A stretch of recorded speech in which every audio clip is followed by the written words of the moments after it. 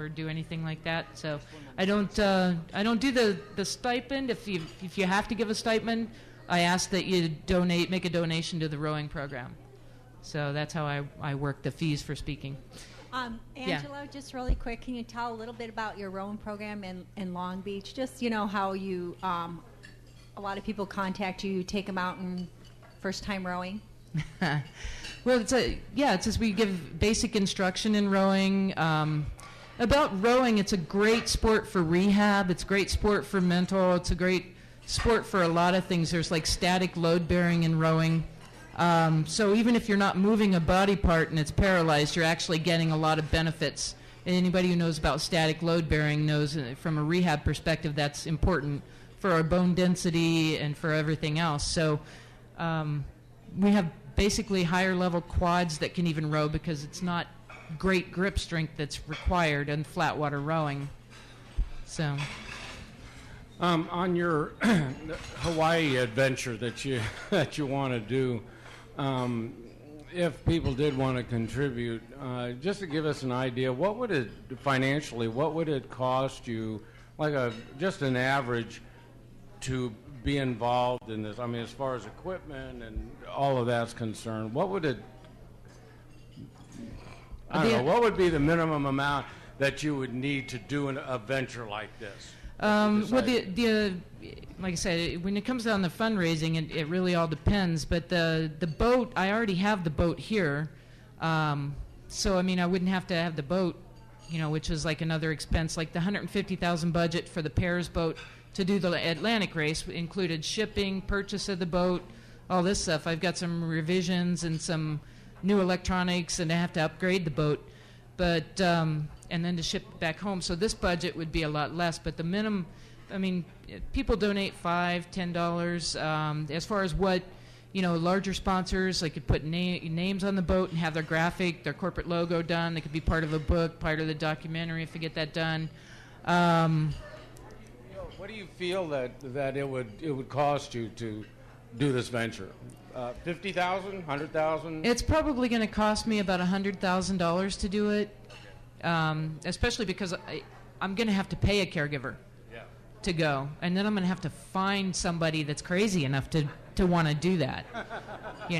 It's hard enough to find somebody that will row, but somebody that will be a passenger on the boat. Because so that's going to be tough, but I'm going to have to be able to cover their monthly expenses too. So I'm looking at $100,000 to do that as a solo. Thank you. Yeah. Do you have a question? She has a question. It seems as if rowing the boat involved a lot of muscle work, and I was just wondering if you have felt any difference from the time that you started in terms of your disability. Has it improved anything in your system, or because of the exercise involved? Rowing has given me so much. I mean, rowing has, it's made me strong enough to row across oceans. It's made me able to get in and out of my van faster than, transferring's a lot easier. Ocean rowing does take a lot out, but the flat water rowing, like I say, like we do at the rowing center for people with disabilities, the static load bearing, it strengthens your core, your abdomen, makes your balance better. It just improves a lot of things physically with low impact, low to no impact at all. There's no overhead shoulder rotation. So I try to promote the sport of rowing for people with disabilities wherever I go because it has more bang for your buck as far as an exercise or activity for someone with a disability. Anybody else?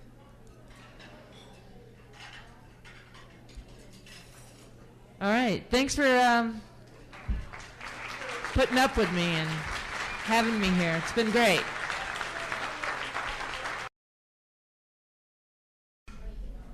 Before we left for the conference, we did a mad dash to put together what we want to call the IHSS Consumers Bill of Rights as a consumer statement for our legislators, because as you know, they have decimated the IHSS program last year. We think for want or in ignorance of the principles that we believe so essential to the survival of the IHSS program. So our friend Chris, who is the chair of the public authorities, distributing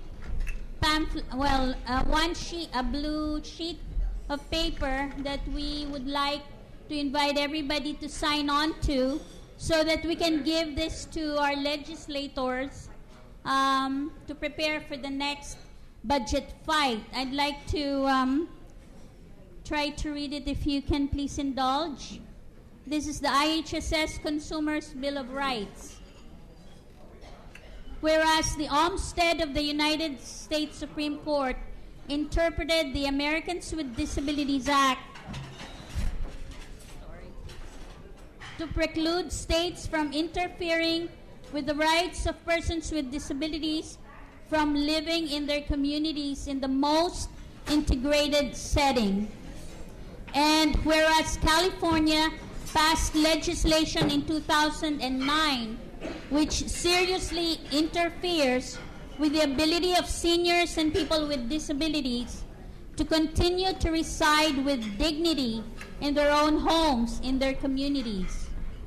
Now, therefore, in order to preclude extensive and expensive litigation, and in order to promote the dignity of seniors and people with disabilities, and to provide in-home care in the most cost-effective manner, CALIFE, and this is the Independent Living Center in Central LA, seeks from the California legislature the following Bill of Rights.